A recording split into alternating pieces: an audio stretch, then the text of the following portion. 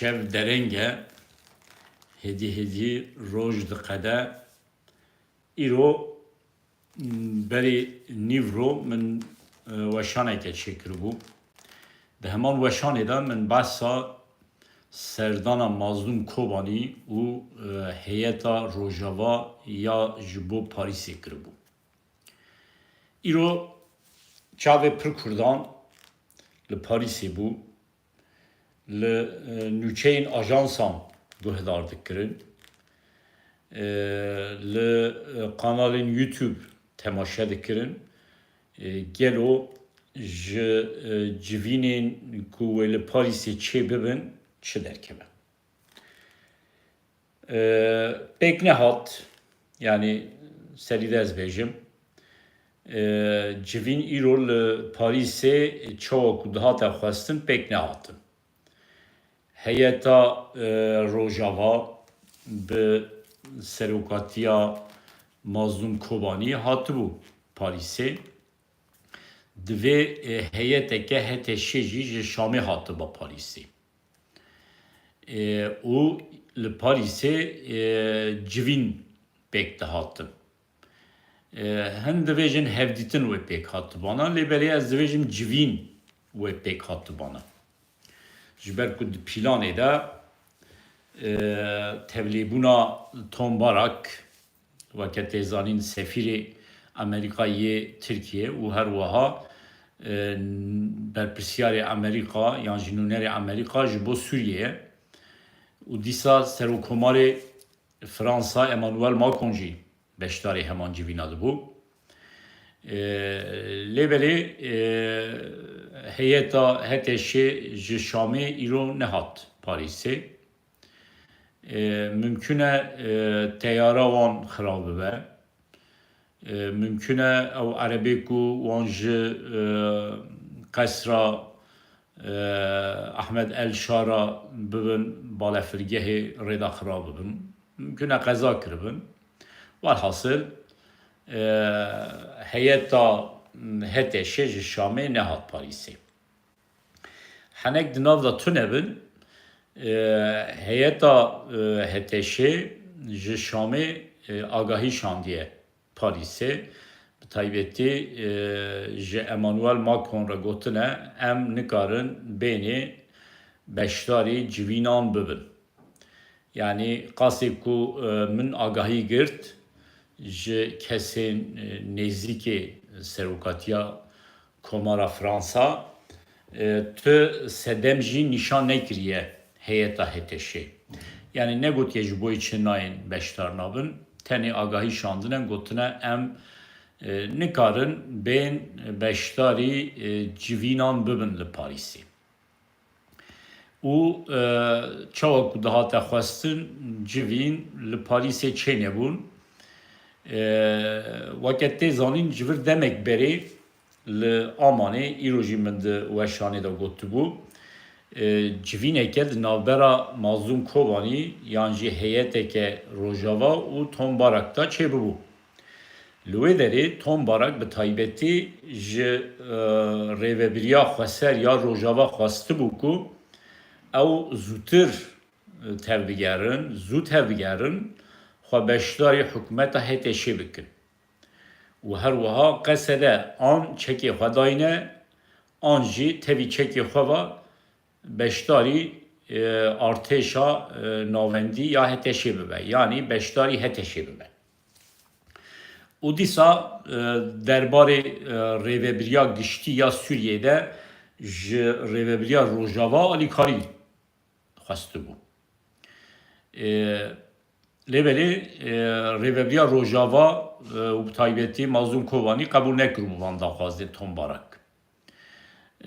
Yani qasê ku em dizanin gotibûn em nikarin beşdarî divan şert û merca da nikarin beşdarî hikûmeta heteşê ya Şamê bibin. Ji ber ku hikûmeta heteşê ya Şamê li hember cör kemnete wan komkujiya pêktîne.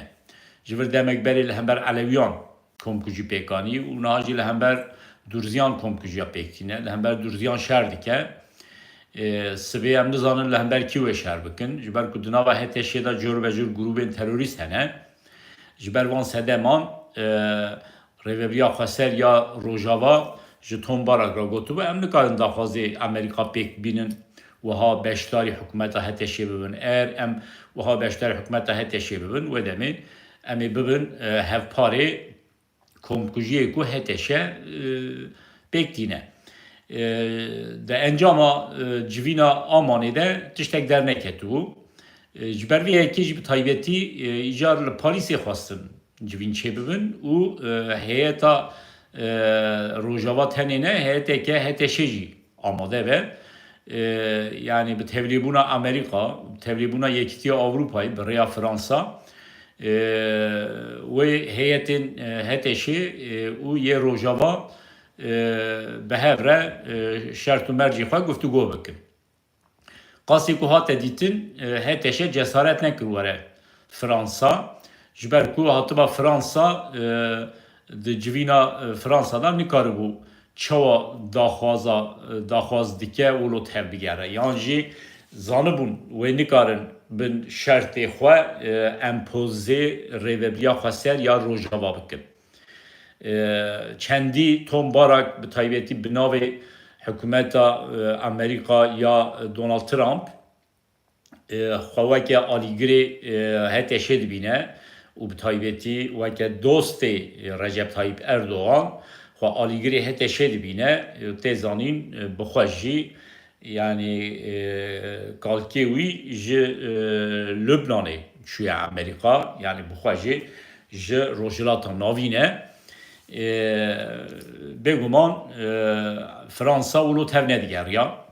Yani çendî tombarak bi navê hikûmeta Amerîka xwe alîgirê Heteşê dîtiba jî Emmanuel Macron yan jî heyeta hikûmeta Fransa weke tombarak tev nedigeriya.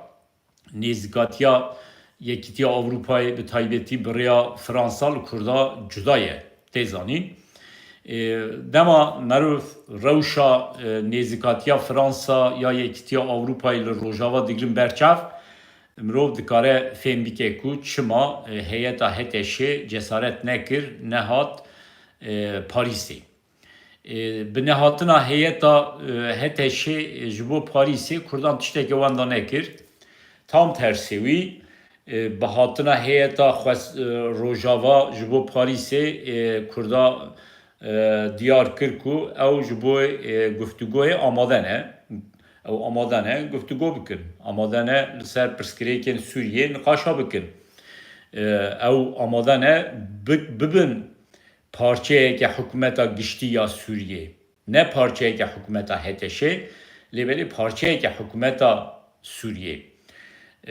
Aşkere kirin ku ew dixwazin bibin parçeyeke artêşa Sûriyê jî. Ne parçeyeke artêşa Heteşê. Lewma ez bixwe tu wendayiyeke nabînim ji nehatina heyeta Heteşê ji bo Parîsê. Bêguman heyeta Rojava li Parîsê wê vala venegere. Yani Parîs weke tê zanîn qelbê Yekîtiya Avrupayê ye. Ji Parîsê nêzîkî 3 saeta dûr jî Brükselê. Tê zanîn paytaxta Yekîtiya Avrupayê ye Brüksel. Parlamentoya Avrupayê li derê ye, Komisyona Yekîtiya Avrupayê li derê ye, Konseya Yekîtiya Avrupayê li derê ye, cür bi cür saziyên navneteweyê Yekîtiya Avrupayê li Brükselê ne. Heyeta Rojava li Parîsê jî bi rayedarên hikûmeta Fransa ra jî cür be cür hevdîtina dikarin pêk bînin. Bi cür be cür rayedarên Yekîtiya Avrupayê ra jî dikarin hevdîtina pêk bînin. Yani qasê ku ez dizanim rêvebriya xweser ya Rojava va nîzîkê 13 sale ji 2012 vir ve di nava kar û xebateke, di nava hewildaneke dîplomatîk de ye jî. Yani xwedî tecrübeyeke dîplomatîk kin jî ji ber vê yekê jî hatina wana Parîsê wilo vala derneketiye. Ez hêvîdarim wê civînên baş, hevdîtinên baş bikin. Ji ber ku Rojava divê alternatîfeke Amerîka ji xwe re çêbike. Yani heyanha Ali Kalic Amerika girtin liberi ve yekiti Avrupa'yı ve alternatif eke bibinin bir yekiti Avrupa'yı racı bir cür hükümetin yekiti Avrupa'yı racı revebiriya rojavad ve tekiliye xwe çebike. Yani ne teni bu İro revebiriya rojavad ve bir yekiti Avrupa'yı tekiliye xwe çebike bu demi peşi pevüsti ya rojava bir yekiti Avrupa'yı ve çebebe.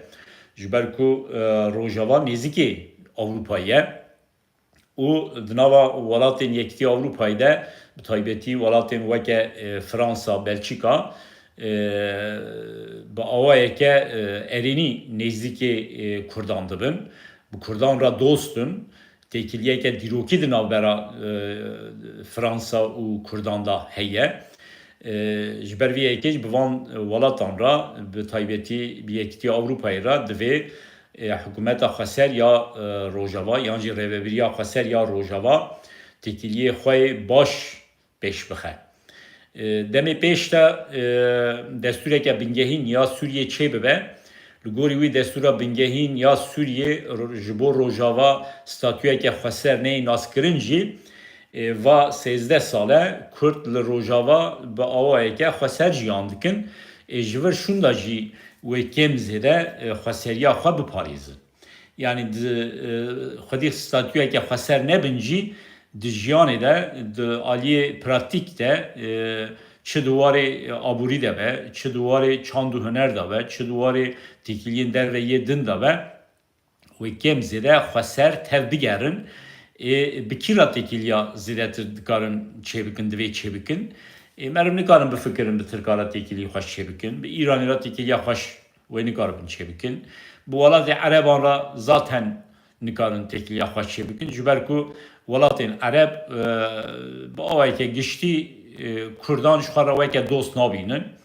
Heta hin welatên Ereb Kurda ji xwe re weke duşmin dibînin. Kurd bi kîra dikarin tekiliyê xwe çêbikin. Bi yekîtî Avrupayê re dikarin çêbikin, bi welatê Balkanan re dikarin çêbikin, bi Rûsyayê re dikarin çêbikin. Ji ber vê yekê jî rêveberiya Rojava divê bi taybetî bi welatên yekîtî Avrupayê re tekiliyê xwe xweştir pêş bixe.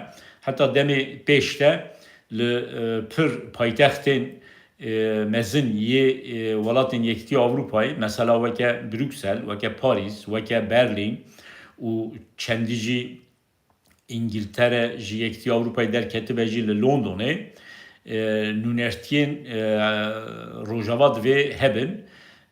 Bi rêya wan nûnertiyan bi yekîtî Avrupayê ra bi İngiltere re bi welatê din ku ne endamê yekîtî Avrupayê re tekiliyê xwe xweştir çêbike. Ev ji bo pêşeroja Rojava weke ferz e. Hevalên hêja em bi taybetî gihîştin dawya şevê va 5 deqe ji 25 meha Temûzê 2025 derbas bû. Şevderenge dîsa jî mixwas derbarê vê bûyera Parîsê de çend gotinan wiha bînim ziman heya careke din bimînin xweşiyê de silav û hurmet.